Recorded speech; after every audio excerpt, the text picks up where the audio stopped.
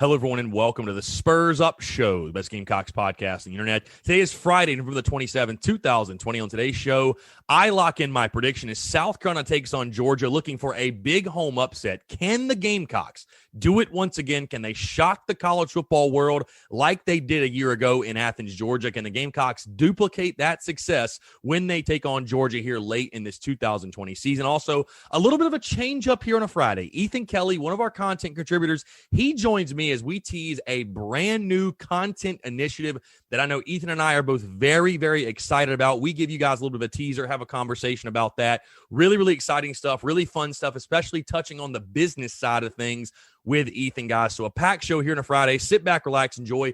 It's all brought to you by our friends over at Upstate Movers Group. Guys, Upstate Movers Group, superior moving service. They bring care and attention other companies can't offer because they're just too busy maintaining trucks and profiting off of them instead of focusing on service. Guys, service is what separates Upstate Movers Group from the competition. And they're not a trucking company. They are a moving services company. They're also employee-owned co-op, which means their movers are paid twice the industry average, and everyone on the crew is just as invested in the success of the project as you are. They have dedicated professional crew members, and they offer black glove service, guys. They offer end-to-end packing services, custom crating and packaging for special items, and cleaning services as well. They were founded by Greenville natives and University of South Carolina alumni, guys. So a Gamecock-owned small business. They offer 20 years of project management moving experience, and they can offer logistics and solutions that traditional moving companies simply do not have the skills for. Guys, whether you're in the upstate, across the state of South Carolina, if you have any moving needs, be sure to check out my friends over at Upstate Movers Group. You can find them on social media at Upstate Movers Group, and of course,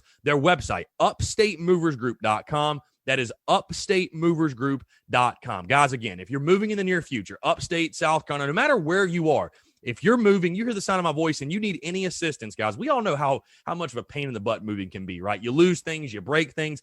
It's just something you don't want to have to deal with. Let the guys over at Upstate Movers Group take care of you. Again, you can find them all over social media. And of course, if you have any questions or any moving needs, check them out at their website, upstatemoversgroup.com. That is upstatemoversgroup.com. The show is also brought to you by our friends over at Southern Oaks Remodeling. Guys, locally and family owned, over 15 years of experience. They specialize in roofing, windows, doors, siding, and additions, and they're serving the greater Columbia area. Also, guys, another Gamecock-owned small business. It is the holiday season, which is a perfect time to take care of that remodeling project that you've been putting off. Whether it's, again, roofing, windows, doors, siding, additions, they can do anything and everything. And really, again, the people with Southern Oaks Remodeling, that is truly what makes the difference, in my opinion, because I've had the opportunity to meet these guys, talk with them, have conversations. We all know this can be a really personal experience, right? They're coming in your home. You're having follow-up conversations. You know, you're building a relationship with these people, obviously. And we all know it can be a stressful time. But, again, it's the holiday season. It's a perfect time to knock them out, guys. You can find them on social media. You can see a lot of the great work they've done, by the way, on social media at Southern Oaks Remodeling. They're on Instagram, Facebook, really any social media platform you can find. Also, check out their website and give them a call, guys, if you do have any questions. 803-899-0284. Once again, that's 803-899-0284. The show is also brought to you by our friends over at Yardware, guys.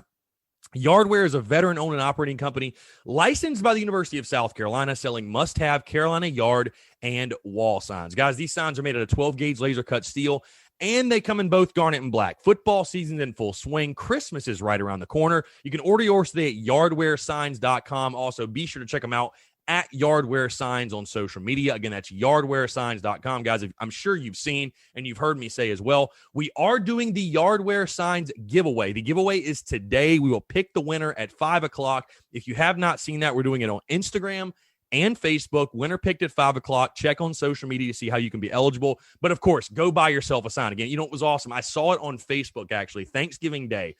Somebody's birthday was on Thanksgiving or whatever, and someone's parents had gone out of their way to get them a birthday present. It was a Yardware sign. It was one of the garnet South Carolina logo signs. Absolutely awesome. Again, it's a must-have, guys, for any Gamecock fan in your life. Also, get one for yourself, but it's a great piece, guys. I'm telling you, the detail, the quality, that's what really stands out with these things. And obviously, I have mine in my studio, but you can put yours anywhere, whether you want to put it in the yard, the living room, your studio, your man cave, your dining room, your bedroom, whatever.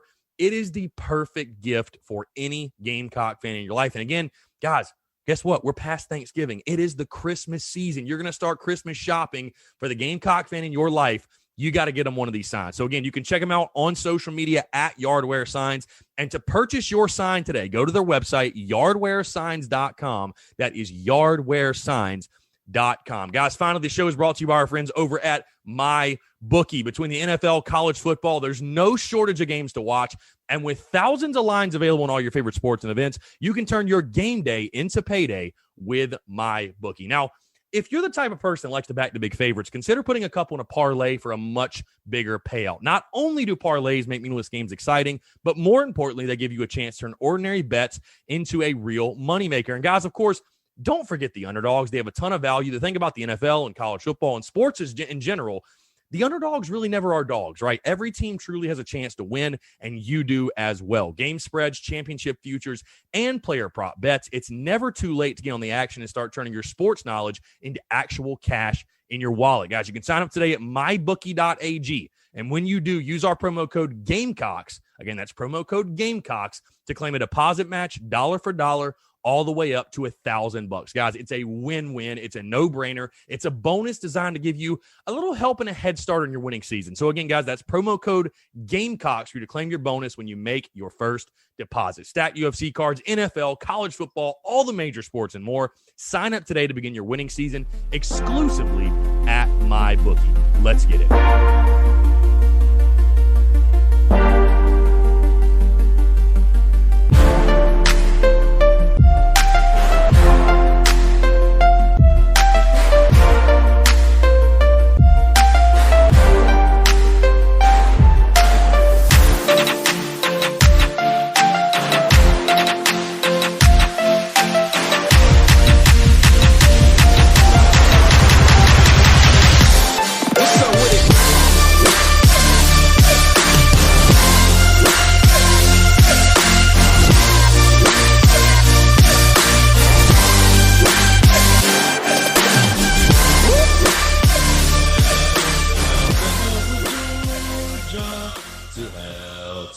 To hell with Georgia. To hell with Georgia. The cesspool of the South. Ladies and gentlemen, hello. Happy Friday, folks. Hope you're all doing well. I'm Chris Phillips, host of the Spurs Up Show. As always, appreciate you guys tuning in. It is officially the Christmas season, right? I know a lot of you have probably already had your Christmas stuff set up, and the debate rages on, right? When should you start playing Christmas music, put up your Christmas tree, all that good stuff?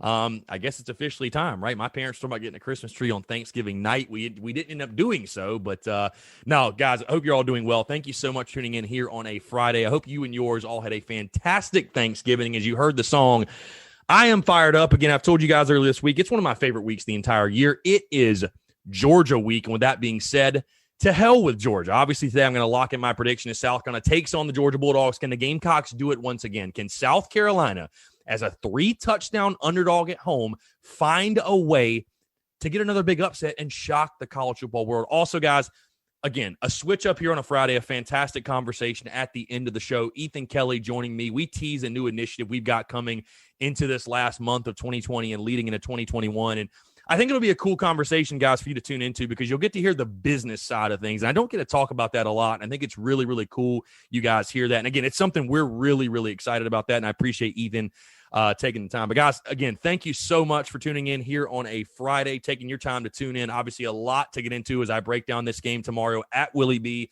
Night game at Williams-Brice, the final home game of the 2020 football season at Williams-Brice. It is senior night for South Carolina as well. And I want to start this show off. I want to start it off a little bit differently because, again, this is one of my favorite weeks of the season. And there is a reason for that. Again, it's kind of ironic how this game fell on rivalry week in 2020 because, obviously, as we all know, Thanksgiving weekend, this is the weekend South Carolina is supposed to be taking on Clemson. Well, it's kind of fitting. If you're not going to take on your number one rival, why not take on the team that is your second most hated team? And for me, without a doubt, that is the Georgia Bulldogs. And I'll tell you guys kind of where that started. So I am from North Augusta, South Carolina, and which, if you don't know, there's a North Augusta, South Carolina, and there's an Augusta, Georgia, right? And in between that, what separates the border of South Carolina and Georgia is the Savannah River. So again, if you're not familiar with that, you just learned something.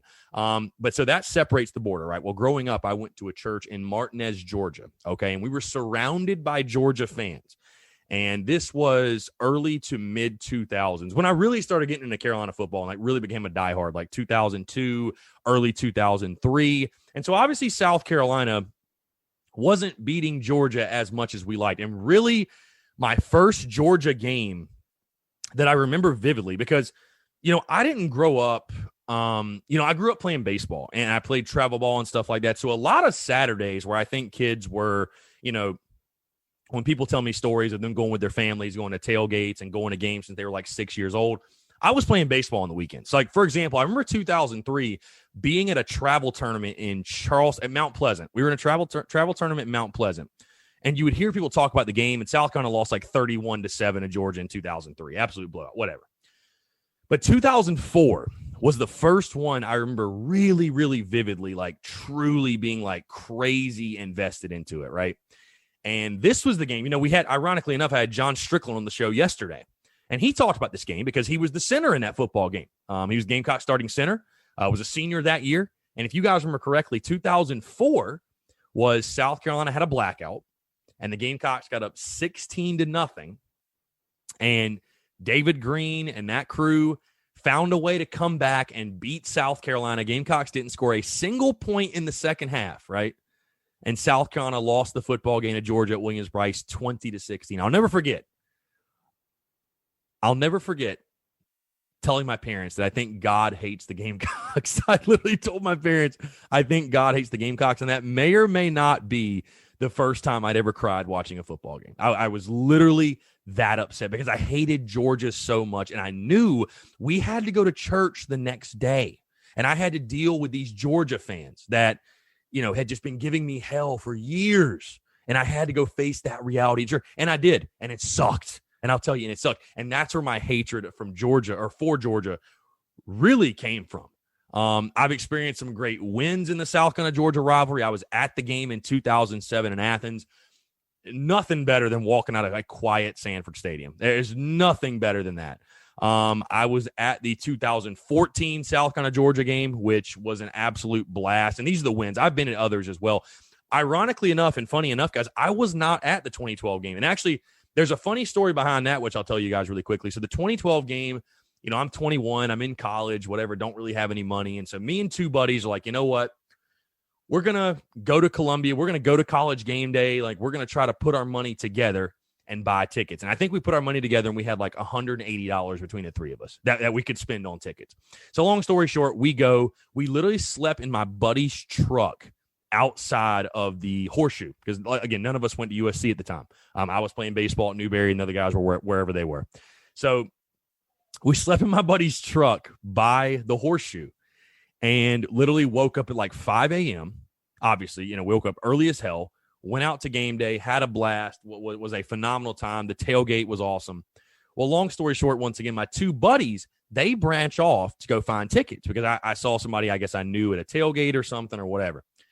They come back, and by the way, here's the kicker. So I'm a Gamecock fan, obviously. One of my buddies is a Gamecock fan. The other guy is a Georgia fan. So we actually brought a Georgia fan with us, which the guys, I played baseball with both the guys and whatever. You know what I mean? We looked past it. He was a cool dude, whatever.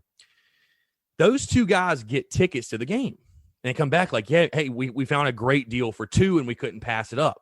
Here's our leftover money so you can get your ticket. And it was like $60, okay? And if you guys remember, these tickets were going for like astronomical prices. I mean, it was the game of the century, it felt like in 2012, right? What was it, number 4 versus 6 or something like that, 4 versus 5 or whatever it was. And so I had $60 to try to find a ticket. Well, obviously, there was no way I was going to find a ticket. So I had to watch the 2012 Georgia-South Carolina game in the fairgrounds. And so all the great memories from the first quarter, Ace's punt return, for example, I heard it and saw the crowd reaction first and then saw it on TV. So obviously, again, getting the win was great. I mean, one of the greatest Gamecock wins of all time. But those two guys got to go in, and I had to stand outside.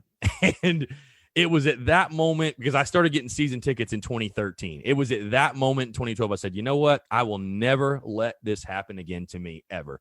And so I said, screw it, got season tickets. And it never did happen again. Again, I was able to go to the 2014 game and Obviously, last year, I didn't get to go to the game last year, but watching that game at group therapy in 5 Points, surrounded by my brother was there, a bunch of our friends were there. What a time it was. That's something that I'll never forget. And I know, obviously, all of you listening in, that is a game last year that, will not escape our memories anytime soon. But let's talk about this year's game, because obviously the Gamecocks are trying to do, again, something very similar to what they did last year, and that is pull off a big-time upset. The last I checked, South Carolina is still a 20.5-point underdog. Let me check right now and see. I'm very curious to see, has this line moved at all?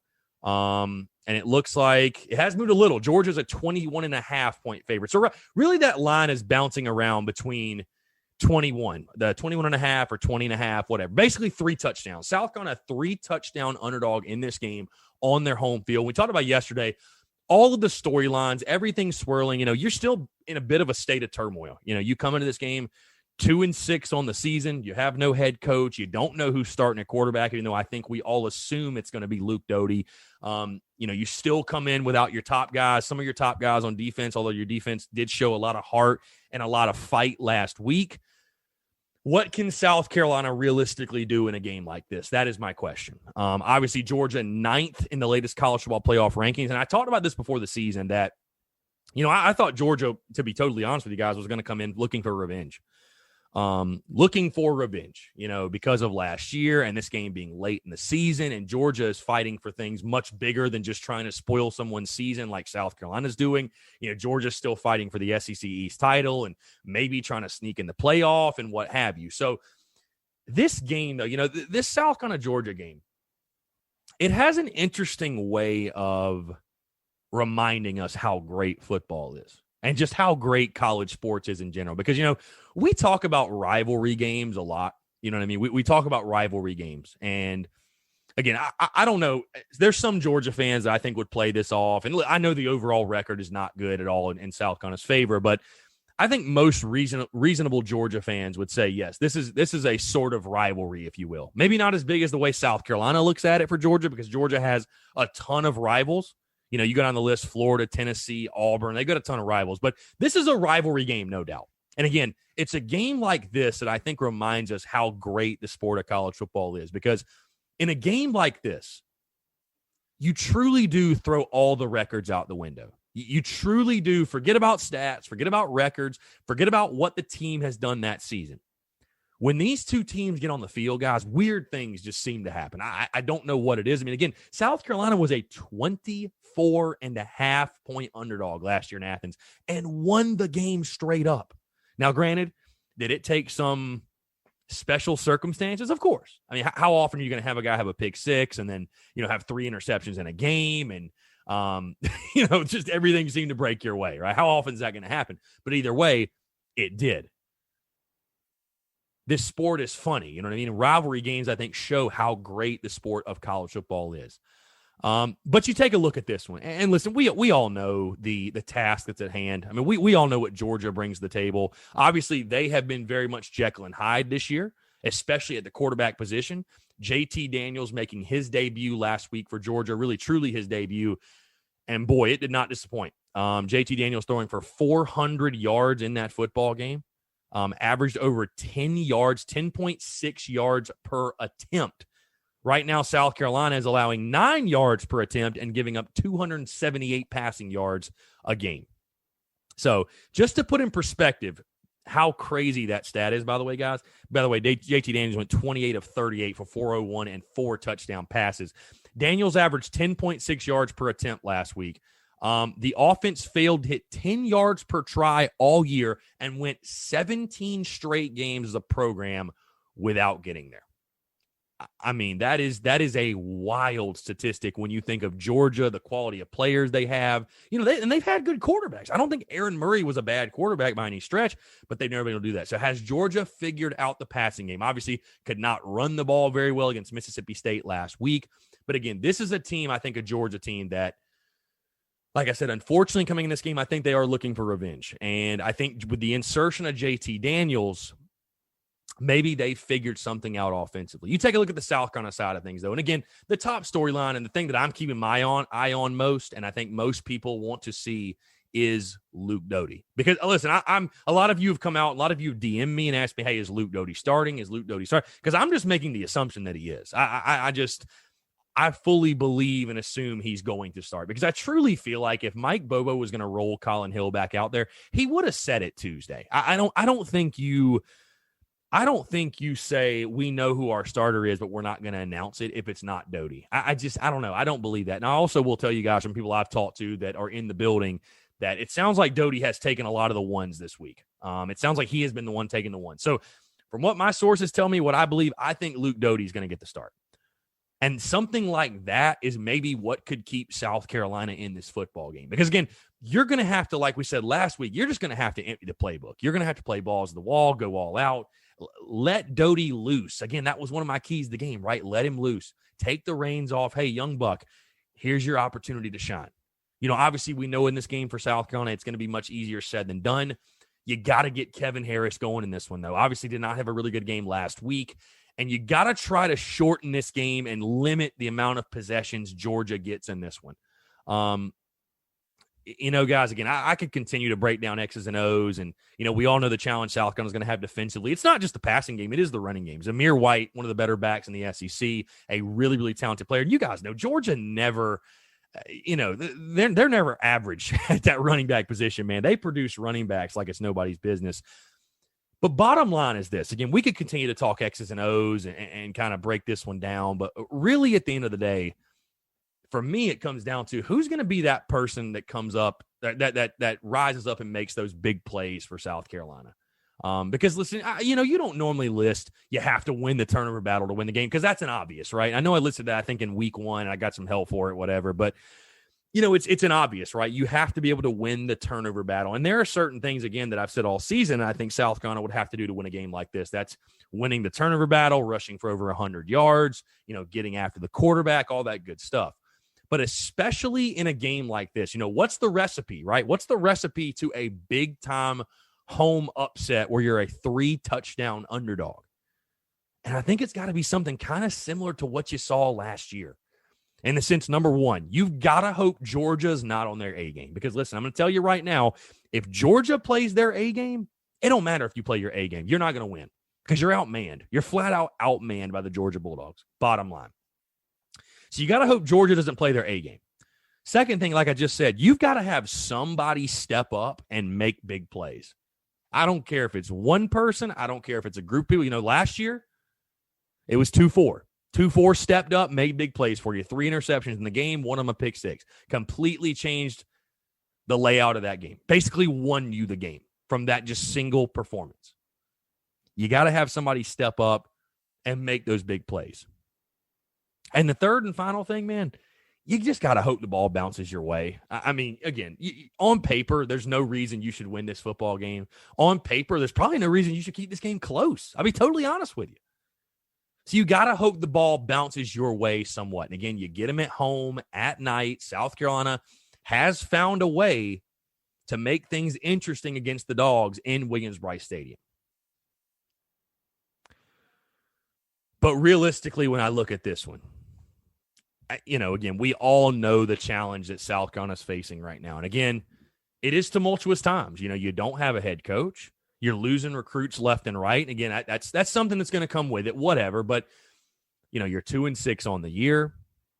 You are banged up as all get out. I mean, we just keep hearing guy after guy after guy. And you're like, man, how is South Carolina going to field a team at this point? That's what it feels like. So you're banged up. You're outmanned in a lot of different positions. And you're rolling a true freshman quarterback out there. And you don't have some of your top guys on the defensive side. And listen, you got away with it against Mizzou. And I commend, and I expect, honestly, the South Carolina defense to come out there and, again, fight for this team. I really think what we saw from South Carolina last week was encouraging because the guys came out and fought. They fought for 4 quarters. That defense especially fought for 4 quarters. And I thought T-Rob called an excellent game. So, I think you sort of have to sell out defensively in this game. Try to make things happen. Try to force mistakes. If they beat you, fine. But don't let them beat you like LSU beat you, where you just sit back and you try to keep everything underneath and you try to not give up the big play. Well, would you rather slowly bleed to death or just take one shot to the head and get it over with? I mean, just take chances, take risks, roll the dice. Why not? And then offensively, getting creative with Luke Doty. Spread the field out. I mean, you've got to run the ball with Kevin Harris, but I think you've got to get things moving with Luke Doty. Again, you got no Shi Smith most likely this week. I would say probably I'm 99% sure he's not going to play. So who do you go to on the outside? Is it Jalen Brooks? Is it Josh Vann? Dak Joyner? Is it one of these young freshmen, Caldwell or Powers? Is it Nick Muse? Is it Jaheim Bell? Who is it? I mean, really, I think offensively, you've got to find a way to get creative and get Georgia on their heels. Because, again, we're talking about a South Carolina offense that scored 10 points against Mizzou and 3 against Texas A&M. And I know Mike Bobo's done a fine job this year, no question. He has, certainly. He has squeezed blood out of a rock, in my opinion. And, hey, maybe this is the game, and you need him to. Maybe this is the game Kevin Harris hits 1,000, only 125 yards away. This might be it. But at the end of the day, and again, it's a rivalry game. It is. And to hell with Georgia, one of my favorite weeks of the year, again, like I said. And nothing would tickle me more than to ruin Georgia's playoff hopes, like to put the final nail in the coffin of Georgia's playoff hopes. Nothing would make my season more. Nothing would. 2020, you've been hell to us. Just give us this win over Georgia. We won't ask for anything else. Just give us this win over Georgia. But at the end of the day, I don't know how South Carolina is going to realistically line up and go toe-to-toe with the Dawgs for 4 quarters. I just don't. As much as I want to believe, and again, throw all the records out the window. And I think early on it could be a close game, a hard-fought game, a battle, if you will, because, again, there is so much familiarity between these two squads. The rosters, the coaching staffs, my God, Mike Bobo being a former being a UGA alum and Kirby Smart on the other side. And, that's a really interesting storyline in the game. But realistically, guys, South Carolina at this point is simply just so outmanned. I talked about the recipe to pulling off a big-time upset. Starting a freshman quarterback and having your top defensive guys opt out and having your top weapon on the outside offensively out, that's not quite in the recipe. That's not quite in the cooking directions, if that makes sense. So I think this will be a struggle for South Carolina, unfortunately. I think Georgia tipped the cap to them. They're one of the best teams in the entire country. And I said it before the season. I'm going to stick to it in my prediction here. I do think Georgia, I think last year a noon kick in Athens, middle of the season, I feel like you kind of caught them slipping. You kind of caught them sleepwalking a bit, if you will. I don't think that's going to be the case tomorrow night. I think Georgia comes in fired up, motivated, revenge on their mind. And I think South Carolina, this team showed last week, they are going to fight. They are going to battle for you. I said it on my show, or said it, earlier this week. The culture inside that building is better than I gave it credit for. And I commend those guys right now that are rocking the garnet and black, that are going out there and just fighting their asses off. Seriously, South Carolina fans truly do appreciate you guys. But South Carolina is just outmanned in this football game. Again, Georgia will come in looking for revenge and get it. And I think can South Carolina make Georgia one-dimensional? Can that Gamecocks defense, can they do that? Because, again, we know Georgia likes to run the football, and Zamir White is a really quality back. But now they have JT Daniels, and, now you got that going for you. And, again, as much stuff, I'll say, has been going on with J.C. Horn and Ishmael Kwamu, and some people tuning in might feel one way or the other about them.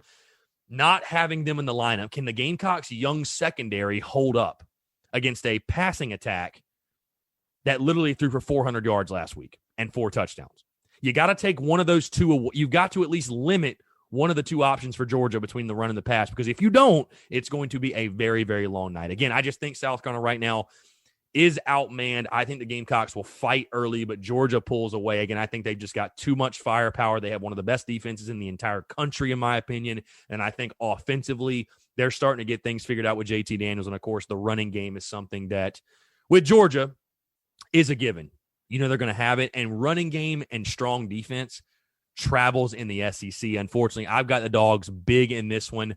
Georgia 34, South Carolina 13. Again, I think South Carolina's guys are going to fight, scratch, and claw for you, and I think they'll battle. But the Gamecocks are simply just outmanned this one, guys. And I've seen some of you guys' comments. I don't think anybody is expecting anything crazy or expecting a miracle tomorrow night. And, hey, there's a reason why they play the games. But I will tell you guys this. Going into the game last year, I felt strangely optimistic, and I don't really know why. I felt strangely optimistic, though. I think maybe with it just being a noon game, and it felt like the stars kind of aligned, and not even in the sense that I was expecting South Carolina to win the football game, but just I was like, I looked at that spread, and I was like 24.5. I was like, man, there's just no way, right? I mean, there's just no way. I don't think South Carolina's that much worse than Georgia. And so I had this strange sense of optimism going into that football game. Unfortunately, I don't have that sense of optimism this year. I wish I did. I truly wish I did, but I just don't. So hopefully I'm wrong. Hopefully South Carolina can come out. Man, again, it would just absolutely make the 2020 season, I know, for us all if the Gamecocks could find a way to pull out a big upset win over Georgia. But again, I've got the Dogs getting their revenge tomorrow night at Williams-Brice. Georgia 34, South Carolina 13. Guys, thank you so much for tuning in. Appreciate you all again. I hope you all had a fantastic Thanksgiving, and yeah, Merry Christmas. It's Christmas time, I guess, in the city, right? Very, very good stuff. Again, guys, thank you so much for taking the time to tune in, showing the love, showing the support, guys. It truly means the world to me. Couple quick updates and just reminders. Watch party tomorrow night at Overtime Bar and Grill. If you are in the city and you do not have tickets and you need a spot to watch the game, Overtime Bar and Grill is the spot to go to. They have great service, great food, great drinks. The venue is amazing, guys. I will actually be in the stadium once again. So if you're wondering where I'll be and if you're going to be at the game, surprise, I'm going to be in the stadium once again. Really, really looking forward to it. Excited to be taking in South Carolina's last home game of the season. One other thing. Oh, no Daily Crow today, by the way, and I think you guys already know that, but there will be a live pregame show on Saturday. Probably going to do that 11:30 to noon. I'm actually doing another spot with a podcast earlier that morning from like 10:30 to 11. So it kind of lines up well with me. And also we've got Gamecocks basketball at 4:00 against Liberty. So couldn't really do it, for like I did last week from 6 to 6:30 before the football game. So you guys will obviously see that schedule, but I just want to let you guys know 11:30 to noon on Saturday. We will do the pregame show, taking all your questions, comments as we go into this game against the Georgia Bulldogs. All right, guys, again, thank you so much for the love, support, for tuning in always, day after day, week after week. You guys truly do make this a joy, man. Like I can't express the words, and I can't express my gratitude for you guys tuning in and showing love and supporting the show. And obviously things are swirling right now with the coaching search, and we're trying to close out the season, and basketball's going, and it's crazy. It's madness. At some points it's chaos, but man, you guys make it a lot of fun, and I truly, truly do appreciate it. All right, like I said, guys, stick around. A little bit of a change up here on a Friday. Have a fantastic conversation. Ethan Kelley, you might recognize Ethan's name because he has written pieces for me in the past for the Spurs Up Show, focusing a lot more on campus life and things going on with the University of South Carolina versus just the sports side of things. We have got a brand new content initiative coming out, probably within the next month, but definitely going into 2021, going to be basically a separate entity powered by the Spurs Up Show. And Ethan is going to be the guy doing it, guys. It's awesome. And again, for you guys to be able to hear the business side of things a little bit as well, I think will be really, really cool, guys. So enjoy that conversation, guys. Again, thank you so much for the love, support, guys.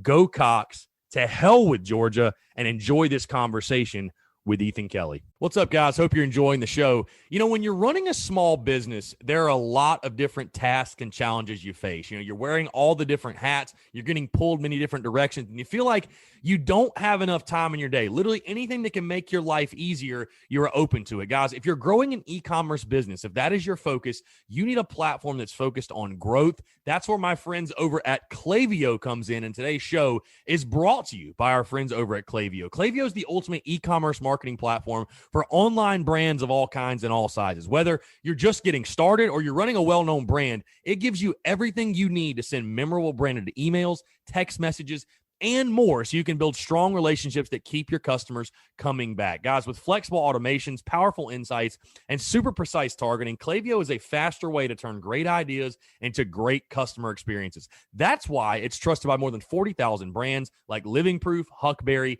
and 8 Sleep. Guys, in fact, an average Klaviyo customers see a 41% increase in overall revenue within 5 months. So Klaviyo scales with you so you never have to switch. They support everything from garage startups to iconic billion-dollar brands. Guys, if you want to learn more about how you can grow your brand with Klaviyo, visit klaviyo.com/grow. That is klaviyo.com/grow to get started with a free trial today. Again, that's klaviyo.com/grow, klaviyo.com/grow. Go check them out and tell them Chris from the Spurs Up Show sent you.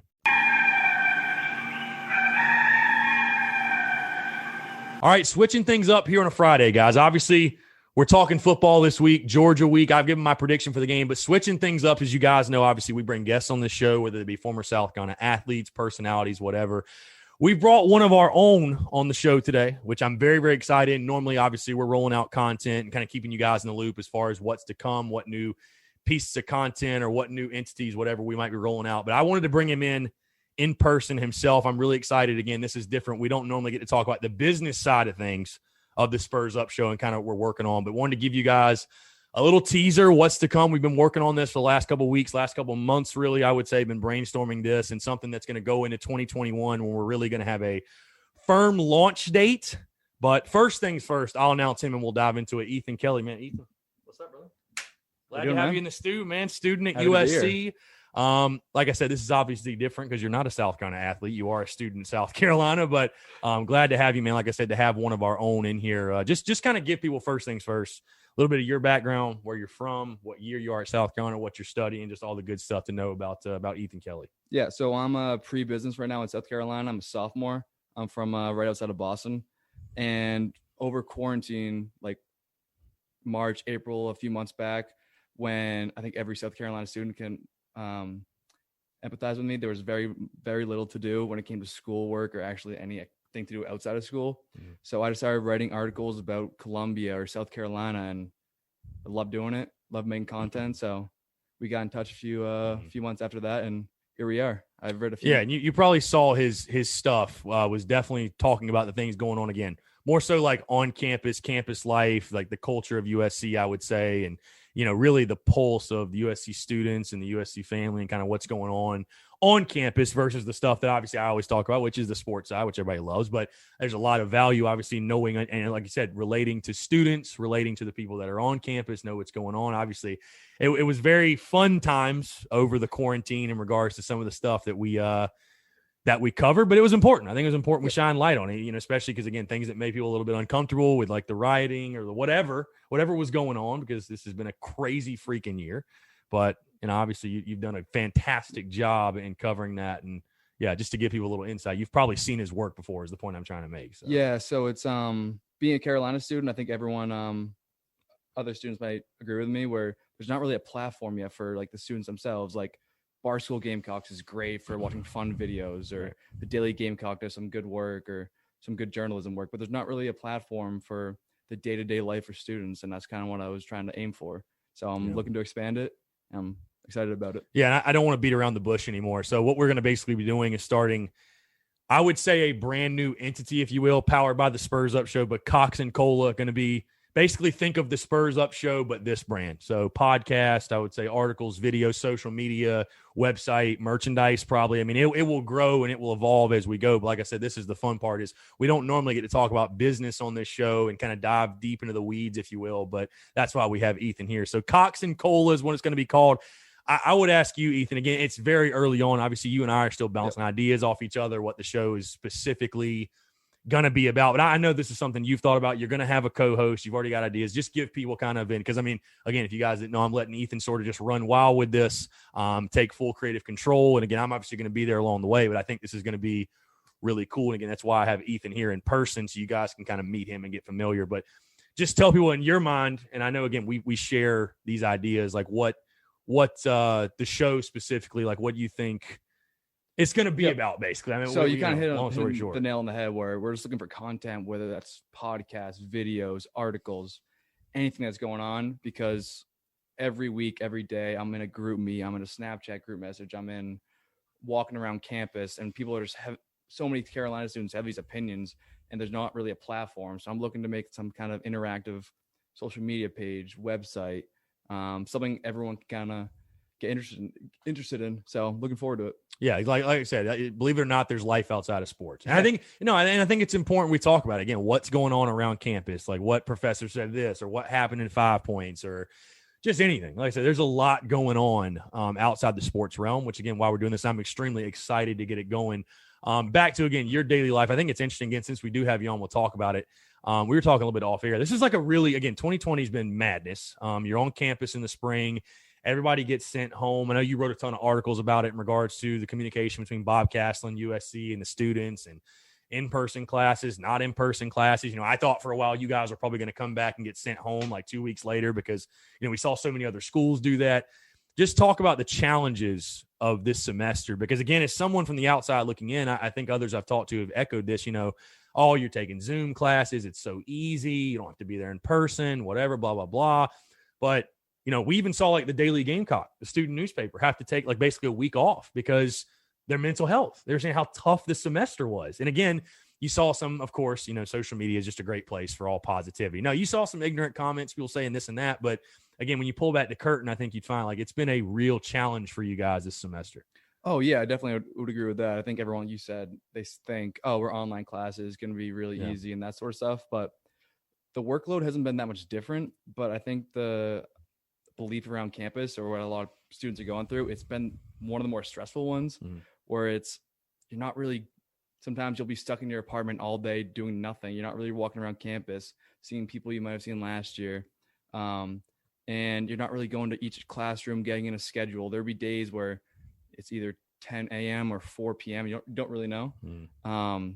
And some of the ways classes work are asynchronous, synchronous. There's an assignment due on this day, and you don't know, but you figured it out along the way. So as the semester's gone along, you get kind of used to it. But I think everyone on campus, at least the majority of them, are looking forward to the day we get back to on in-person classes, because this is not the same bang for your buck. Yeah. Obviously, we're talking during Thanksgiving week. When's the semester end? Is it next week? Or a few weeks? There's finals is the second week of December. But they're sending everyone home, or online, or the very few in-person classes that people have. They're cutting those after this week. Okay, that's what it is. So there's going to be no in-person classes after this week. Is that what it is? No, for a student like me, I'm business. So though I am in person compared to some other schools, like some of my friends up north, they're not even on campus. So people think I'm in person, but none of my classes are in person. It's made more for like the biology students who got to be hands-on, and the nursing majors, the labs. Yeah. So a student like me, where I'm taking 5 courses right now, all of them are online. Yeah, like we were joking, like you're taking public speking. Online, which is like crazy. It's not public at all. So I'm taking a public speaking course, Speech 140. It's a great course. I do like my professor. There's some good content to learn about it.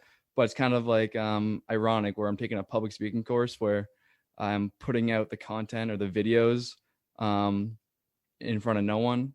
I'm not talking in front of a Zoom class. I'm taking it asynchronous. So if you don't know what that means, it means you take it at your leisure during the week and get your assignment in by the end of the week. So it's kind of ironic, but I'm sure the school will figure it out over the next few weeks or semester, or next semester. Yeah, I was going to say that's going to be like nerve wracking for people. I mean, it's not as easy for everybody. Like we're just sitting here. Yeah. Some people are just terrified of the public speaking aspect. Like they have to do it and upload it on like YouTube is just crazy to me. Like, so if we chose classes last week, but if you haven't chose your classes yet, or you still need to, and you're scared of public speaking, take Speech 140 next semester. So it'll be a good time for you. Yeah, I think what's exciting about this, by the way, just to kind of switch gears a little bit, is that what you're hearing is going to be a little more raunchy than this, I would say, for sure. So it's not going to be quite as clean, as family friendly, probably, as the Spurs of show, which is fine. I mean, I really don't give a damn. But this is kind of a preview, like this is what you're going to be, stuff you're going to be talking about, like what's going on campus, which leads me into, I want to hear your perspective on like the nightlife, 5 points. Again, we've seen bars, which has been crazy, man. We've seen bars. I know you have. And I'm sure you've probably been there when this has happened, maybe. Or I don't know.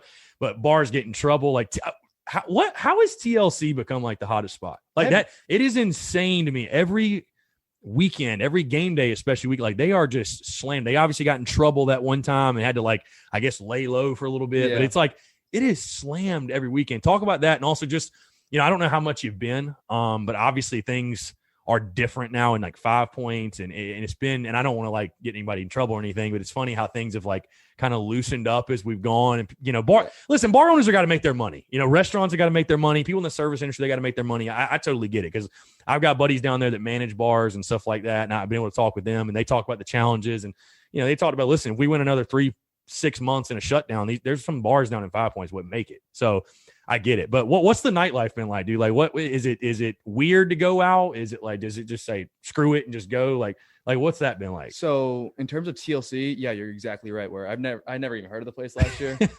Loose cockaboos.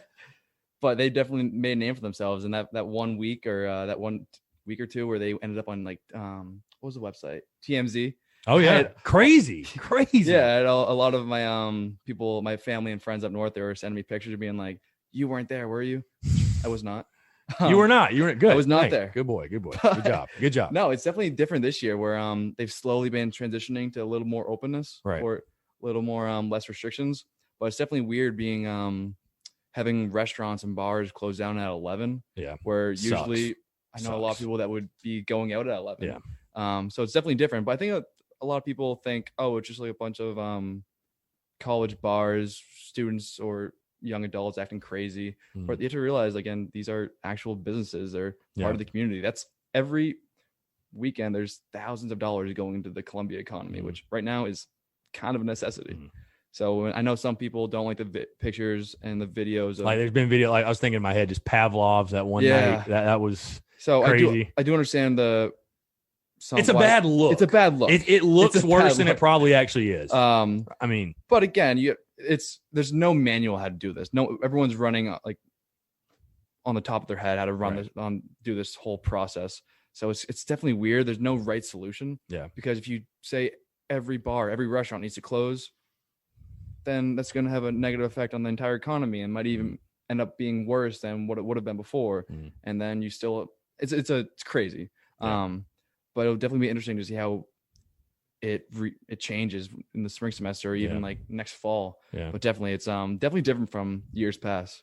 Yeah, the Harpoodle and that crew, they think they want to shut down 5 points. It's like I don't think you really want to do that. When you start seeing the house parties that pop up in those neighborhoods surrounding 5 points, I don't think they really want that to happen. Well, that's another idea, which right, wrong, or otherwise, if you have to remember, if you shut down a restaurant at 11, do you think every person there is going to be going back home and just being by themselves in their room or wherever? Right. Well, that's not the reality. Yeah. Where it's people are going to go to a house or they're going to go to an apartment.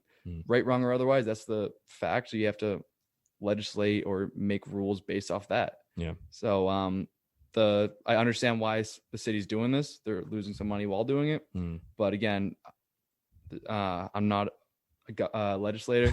I'm not a politician. So it's not my decision I have to make. But it's at a weird point now where any decision that goes down is gonna make people pissed off. Yeah. No. So people are easily pissed off. I was gonna say too. I'm just thinking like all these videos are like popping in my head. I'm thinking of the one that was at the apartment complex of the game day. People just going nuts. Like, so what's been kind of interesting, what students have done this year is this kind of like apartment hopped. Yeah. From like week to week. It feels like every weekend, like I said, I've seen the videos from TLC and I've seen videos of just like these houses, like with DJs and like crazy. I think that's at the Rain Apartments. I think, I don't know. Yeah. But it's crazy. I understand why people get upset about it. But I also understand the student's perspective where you're here for 4 years. But and live it up. I mean, you got to. Yeah. But there's no right answer. Yeah. It's weird. Dude, have you interacted or like, a lot of people or any people you've known got COVID or no? Like, it was like? It's definitely been weird. The first week or two, you saw like our numbers skyrocket. Right. But the school kind of made some adjustments, that sort of stuff. Stop testing. Maybe. Yeah. Yeah. Numbers got better all of a Numbers sudden. got better. But you hear like something about here or there, or there's been a lot of like proactive students where they're like not really feeling too well right now. Maybe I'm not going to go out. Maybe I'm not going to go to this. That's good to hear. So that's good to hear. It's but this week has probably had the most testing you've seen this entire semester, or besides the first week or two. But I think when people are going back home, everyone's getting tested. I was going around campus the other day, or a few days ago, and you saw lines of students just waiting to get tested. So it's definitely a weird time. Yeah, that's what I was wondering how they're going to handle that as far as like people going home and coming back. I'm sure that's and especially like coming back in the spring too. Yeah, so I don't know how they're going to work it out in the spring. They came out last week or a few days ago and said that they're going to do mandatory testing every week for students. So once or maybe monthly, I forget, but you'll have a time segment to go and you'll have to get tested no matter what, which is, I feel like the school realized that if they just made tests, they bought a lot of tests and just told students, hey, if you want a test, get a test. Students are not going to do that, or a large majority of them are not going to do that. I don't think so. So now they're going to make it mandatory for certain segments during the week, which looking on the outside is probably a good idea. So it's I'm glad the school is making some good adjustments. Again, there's no manual how to handle a pandemic like this. Yeah, no, for being sure. at school, so we'll see how it goes. Yeah, for sure. I'm curious to hear your perspective, Ethan, because again, you are a student. So coming from your perspective, it may be different on USC President Bob Caslin. I mean, obviously, again, he's a hot name right now in, the sports side of things because they're literally looking for a new head football coach. So a lot of people are, and I've heard that, really he was the main force that pulled the trigger in firing Muschamp. So whether you love him for that or hate him for that, he is the guy that did. I think we all know he's a big sports guy. He's a big football guy. Like he's talked about it a ton. But I know, again, Caslin's obviously a guy that students are very, very familiar with, and you've written articles about and the way they're handling the COVID stuff. And I'm just curious to hear from the student perspective your thoughts on Bob Caslin as a president. I know he's like very interactive with the students, and it was kind of ironic. What was it, last week after they fired Muschamp, he had like a meet and greet on Green Street. And I was like joking. He's like, I'm going to go shake his hand and tell him thank you for pulling the trigger. But no, I mean, just from the student perspective, Bob Caslin, like how he's done, I guess, so far as president of USC. So I am in support of his decision last week to fire Muschamp. But like I said earlier, like whatever decision you make as a politician or whoever, or a legislator, for in times like this, people are going to be upset. It could be this side or that side. If you say open everything, people are going to be upset. If you say we're shutting down, we're going to be upset. And I think people always look to a face to assign blame to. So I think a lot of times Bob Caslin or President Caslin gets that, right, wrong, or otherwise. There are definitely some things he's done well in his time here. I think he's putting his face out on the campus, which is good. He had some big shoes to fill. The guy before him, or the president, Pestis, he was here before me, and I heard nothing but great things. Everybody loved him. Everybody loved him. So it can't be easy filling in those shoes. And Caslin, the way he was brought in wasn't the most. It wasn't the smoothest transition. We'll so I would agree with that part. So it can't be easy to be a president right now. Especially at a school has a passionate following like South Carolina. I do think he's gonna make some big decisions that are either gonna be pretty interesting how it works out in the next few weeks. I think his decision on the head coach is gonna be huge. I'm not sure if it's gonna be Tanner or him, but if he was the one that pulled the plug on Muschamp, I have to imagine he's gonna be the one that pulls the plug on the new head coach. Yeah, I think it's going to be a lot of Caslin. Obviously, I'm sure you've seen Tanner wasn't. He made the last decision with Muschamp, and it wasn't very popular, and it didn't go very well. So I think Bob is going to have a lot of say. And they've hired a search firm, and they're going to have people around them. They've talked to Letterman. I mean, I think there's going to be a lot of parties that contribute to that. But I think Bob certainly is going to have a lot of say so in that. In the hiring. Since we're talking sports, man, let's talk about it a little bit again. It's awesome to hear from the student perspective. It's been really interesting this year as far as going to games for you guys. You only get one game, is that right? You only get to pick one. Yeah, so it's kind of interesting. Where I haven't been to a game yet. I got a ticket to Georgia this week, so I'm looking forward to that. So you are going to Georgia. I'm nice. going to Georgia. Very good, very good. But yeah, it's you get one ticket per game or per season. So what happened like the first week against Tennessee, it was like a night game in Columbus. I'm sure a lot of people requested for that one. So you would think so. Right. But what ended up happening sounds like the perfect like scenario to go to a Gamecock game, like early or late summer game. But what happened was so few students requested tickets because they didn't want to miss A&M. They didn't want to miss Auburn. Right. So by the end of it, by Friday night, they said, okay, you can see upperclassmen or seniors, they can get a ticket now and it won't affect them later on for getting another ticket. But yeah, this will be my only game going to this year, so I'm looking forward to that. But it's kind of too bad especially for the seniors. When the school came down with that rule, a lot of seniors that were really pissed. I mean, I bet. And you think of this year too, how many night games we've had. That's the worst part. Like last year we had all those noon games. Yeah, why not? It's rubbing salt in the wound. Yeah, and they've been some of the night games have not been the best, but South Carolina hasn't won a night game this year, by the way. 0-5 in night games. But again, like it's not even when you go to the games, it's still awesome venue. It's a great experience, but you would like to have 70, 80,000 people in there while that's going on. So when you see the post saying, "Oh, this game is 7:30, 7:30, 7:30," it's like, oh, yeah, damn. Now you're not in. Are you in Greek Life or no? I am, yeah. Okay. Well, I was gonna say I was getting to the tailgating side of things. There's been no frat lots. There's been no memorial lot.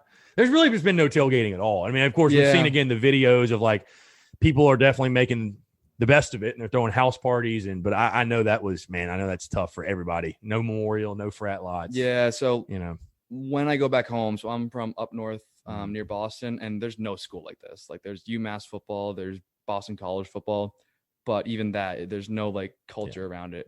So whenever I go back up north, when I'll go back home in a few weeks, at least last year, the main question people ask me like, what was the tailgates like? What was the fraternity lots like? And it's really hard to explain, but insane.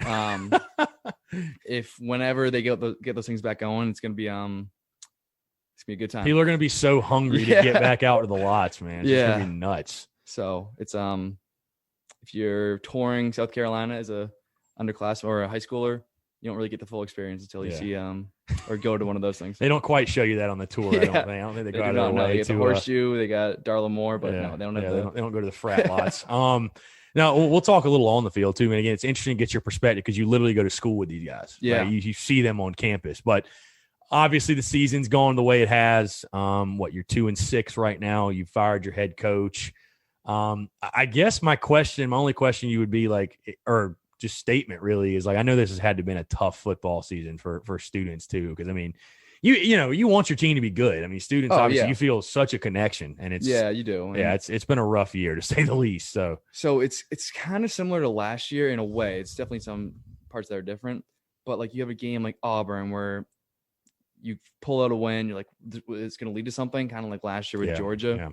And then you lose by like 1 million to A&M. And then you put up, or your defense can't do anything against Ole Miss. So it's kind of like last year with Georgia where you beat Georgia and it's like, what's this going to lead to? You get that excitement. And then you lose to App State, something like that. Just crush. So what I can say is the student body is still pretty passionate about the team.